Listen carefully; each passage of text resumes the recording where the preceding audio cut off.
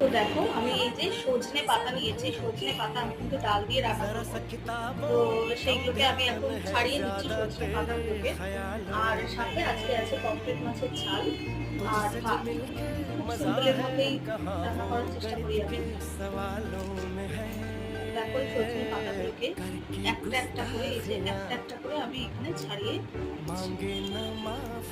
এটাকে ডাল দিয়ে প্রেসারের মধ্যে ডাল দিয়ে আর অল্প করে পাঁচফোড়ন দিয়ে তেলের উপরে অল্প পাঁচফোড়ন আর সাথে হচ্ছে শুকনো লঙ্কা পাঁচফোড়ন দিয়ে আর অল্প পেঁয়াজ দিয়ে ডাল দিয়ে এটা প্রেসারে দিয়ে কয়েকটা সিটি দিলে কিন্তু ভালো একটা টেস্ট হয়।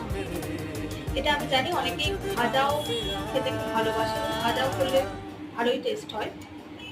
সজনে পাতা এটা, আর এই সজনে পাতাতে কিন্তু প্রচুর ভিটামিন সি তে সমৃদ্ধ।